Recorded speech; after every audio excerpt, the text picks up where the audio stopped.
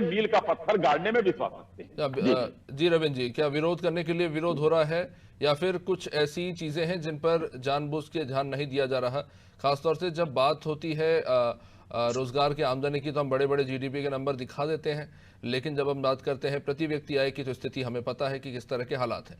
जिस बात का जिक्र आज मायावती भी जैसा कर रही थी कि आर्थिक असमानता एक बड़ी चुनौती है न सिर्फ उत्तर प्रदेश के लिए बल्कि देश के लिए भी। तो क्या हमें अब अंदर गहराई में उतरकर देखना चाहिए कि ऊपर के हवा में जो आंकड़े हैं उनसे सच्चाई बिल्कुल अलग है? मुझे लगता है गहराई पे जाने की बहुत आवश्यकता नहीं है, स्थल पे ही दिख रहा है सारी बातें, और ये बातें इनकी सरकार ही बता रही है। मैं कुछ आंकड़े पढ़ देता हूं जो इनकी सरकार ने बताया है, फिर मैं जमीनी हकीकत बताऊंगा। आरबीआई ने बताया कि उत्तर प्रदेश नंबर 1 का कर्जदार प्रदेश बन गया है। 5,800 कुछ लाख 5,800 हजार करोड़ रुपए उधार ले लिए हैं, जो बढ़ के अगले वर्ष में 7.5 हजार करोड़ रुपए हो सकते हैं। आरबीआई के आंकड़े, इतना विकास हुआ है। फिर नीति आयोग कहती है कि 28 राज्यों में 3 गरीब राज्यों में एक उत्तर प्रदेश है। फिर बताते हैं कि लोकसभा बताती है कि प्रति व्यक्ति आय उत्तर प्रदेश की लगभग 6,000 रुपए, इससे थोड़ा कम है लेकिन मैं लगभग 6,000 बता रहा हूं, जो कि केंद्रीय स्तर पे 14,666 रुपए है। ये लोकसभा ने बताया है। सीएमआई ने बताया है कि 10 औद्योगिक राज्यों में उत्तर प्रदेश नहीं है। फिर एनसीआरबी ने बताया है कि उत्तर प्रदेश कुल अपराधों में नंबर 1 है।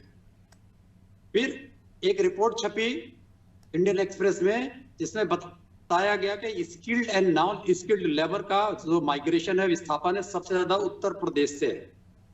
अब अगर इन बातों को कहेंगे तो हम इनमें से हमारी पार्टी ने कोई भी बातें नहीं कही। अगर यही उत्तर प्रदेश का शक्ल है तो ईश्वर ना करे ऐसे दुर्दिन किसी भी पार्टी को कहीं भी देखने पड़े, कहीं की जनता को देखने पड़े।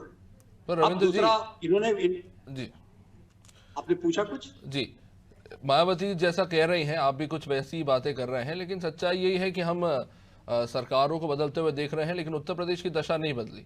उनके कार्यकाल में भी नहीं, आपके कार्यकाल में भी ठीक है, आप कह सकते हैं कि हमने फ्लाईओवर्स बनाए, हमने मेट्रो का उद्घाटन किया, लेकिन जो समस्या है रोजगार की, वहाँ क्वालिटी ऑफ एजुकेशन की, जिस तरह से हम देख रहे हैं कि इंजीनियरिंग कॉलेज की सीटें जो है वो वेकेंट खाली रह जाती हैं, और वहाँ पे जो भर्तियाँ होती भी हैं, इतने खराब कैंपसेस आते हैं कि अब वहाँ पे डिमांड जो है इंजीनियरिंग कॉलेज में स्टूडेंट्स की गिर रही है।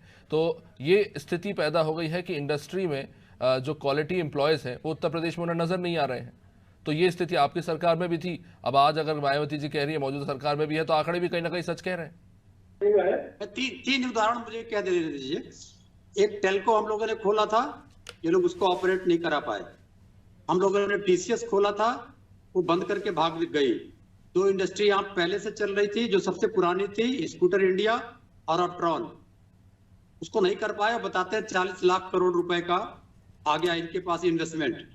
तो ये जो आंकड़े ये देते हैं, जो जमीनी हकीकत है कि हमारी 25 करोड़ से 15 करोड़ जनता सरकार से राशन लेके खा रही है, इसके लिए जिम्मेदार केवल बीजेपी की सरकार है। झूठे आंकड़े देने से किसी का भी डेवलपमेंट नहीं हो पाता।